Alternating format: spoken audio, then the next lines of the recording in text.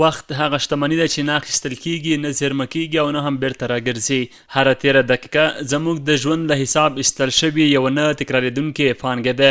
د نړۍ د بریالیو انسانانو او پرمختللو ټولنو د بریا تر ټولو مهم راز هم دا ګڼل کیږي چې له وخت سره یې مسؤلانه او هدفمند چلند کړی دی.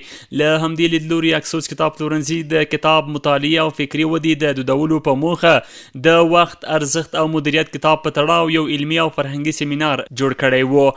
هغه غونډه چې پکې د وخت مدیریت د فردي بریا، مسلکي پرمختګ او ټولنیز بدلون له زاویو وڅېړل شو. په اول قدم کې لوستونکي ته د وخت ارزښت بیانوي. د وخت ارزښت په داسې یو شکل سره بیانوي که هغه یو با احساسه ځوان یا فرد وي نو حتما په هغه کې تغییر راولي او دغه شخص د دې دپاره هڅوي چې دغه کتاب تر پایه پورې مطالعه کړي او له همدغه د کتاب د شروع څخه د خپلو وختونو ته متوجه شي او د خپلو وختونو ساتنه وکړي او له خپلو وختونو څخه په صحیح شکل استفاده وکړي. د وخت ساتنه دا معنا نه لري چې موږ تاسو فقط مصروف اوسو چې په هر شي کې اخته وو. موږ تاسو باید یوه موخه ولرو. مسلمان څه رسالت لري، دغه مسؤلیت شی دی. بیا د مسلمان شخص په رسالت او په مسؤلیت باندې د کتاب بحث کوي چې مسلمان باید څه وکړو. آیا مسلمان فقط دنیوي کارونه ترسره کړو که نه یو مسلمان دی فقط دایما په عبادت کې اخته وي، نور د هیڅ خپل مهارتونو لوړولو ته، خپل شخصیت جوړولو ته، نور ټولنې ته خیر رسولو ته د کار ونه کړو. مسلمان باید داسې وي؟ نه، مسلمان خو باید دنیا او د آخرت ترمنځ توازن وساتي. بیا په دې باندې بحث کړی دی. کارپوهان باور لري چې د وخت مدیریت یوازې د ساعتونو تنظیمول نه دي، بلکې د ژوند د لومړیتوبونو پیژندل، د موخو روښانه کول او د فرصتونو اغیزمنه استفاده ده. د دوی په وینا هغه ټولنه چې د وخت ارزښت درک کړي د علم، تولید او پرمختګ پر لور چټک ګامونه اخلي.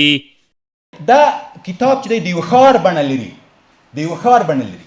د کورسانګي نه په موټر کې کېناستې د پانتون څخه یو صحنه ویني، سینما پامیر ته بله صحنه ویني، یعنې چوک ته راشي بله صحنه ویني. تا خسته کیوي نه، خبره وار وایي ښه په خلاصه. کتاب تا نه خسته کیوي، تا د ځان سره بیایي.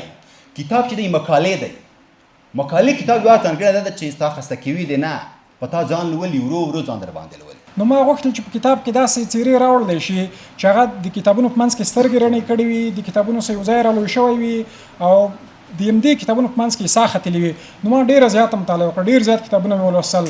په دوه کتابو کې ما مسلمانې څیرې دومره نه کړې پیدا، خو دوه کتابونه چې هغو ما سره ډېره مرسته وکړله. وخت ارزښت او ساتنه ډاکټر صاحب عبدالفتاح ابوغدا کتاب ده. هغه تا ته دا درښیي چې څه رقم ته ټایم سیف کړي، لکه ډیلیګیشن او دا ټولې کیسې درښیي. دا ټایم چې تا سیف کړي، دا چې بیرته مصرفوي د منجمنټ څه رقم کېږي، هغه بیا د کتاب سره ډېر ښه کېږي. د غونډې ویناوالو ټینګار وکړ چې په ځانګړې توګه د افغانستان د ځوان نسل لپاره د وخت مدیریت یو بنسټیز مهارت دی. په داسې شرایطو کې چې نړۍ له سختې سیالۍ سره مخ ده، د وخت سمه استفاده کولی شي د زده کړو، مسلکي ودې او ټولنیز پرمختګ لپاره نوې دروازې پرانیزي او ځوانان د خپلو موخو د ترلاسه کولو پر لوري رهبري کړي. د کتاب ژباړن وایي د دې اثر موخه یوازې د وخت د ارزښت بیانول نه دي، بلکې لوستونکو ته د داسې عملي لارو او تجربو وړاندې کول دي چې وکولی شي په خپل ورځني ژوند کې نظم، تمرکز او اغیزمنتیا رامنځته کړي او له خپلو شته فرصتونو غوره ګټه پورته کړي. کله چې تا ته وخت درکړل شوی وي، صحت هم درکړل شوی وي، په دې وخت کې ته بیا هم د دنیا د ښېرازۍ دپاره او آخرت ته په پوره توښه برابرولو باندې برلاسی نه شي، نو ته رښتیا تواني یې. اصل موضوع هم دغه ده. کله چې د نورو د ویښتابه دپاره د کار وکړو، د نورو د ویښتابه او بیدارۍ دپاره د داسې غونډې ونیولې، نو بیا به ته تواني نه وې، ته بیا رښتیا بریالی یې. دا ډول علمي او فرهنګي نوښتونه نه یوازې د مطالعې فرهنګ پیاوړی کوي، بلکې د فکري پوهاوي، مثبتو عادتونو او مسؤلانه ژوند کولو لپاره هم زمینه برابروي. د کتابونو په محور راڅرخېدونکي بحثونه د دې لامل کیږي چې ټولنه له احساساتي او غیر منظم چلند څخه د علمي تفکر، پلان جوړونې او هدفمند ژوند پر لور حرکت وکړي. تمه دا ده چې د دې ډول پروګرامونو په دوام سره به د کتاب لوستلو فرهنګ لا پراخ شي، ځوانان به له نړیوالو تجربو سره لا ډیر بلد شي او په ټولنه کې به د وخت مطالعه او پوهې ارزښت ته پاملرنه نوره هم ډیره شي، ځکه د وخت سمه استفاده یوازې د یو فرد د بریا وسیله نه ده، بلکې د یوې ټولنې د پرمختګ او هوساینې بنسټ هم ګڼل کیږي.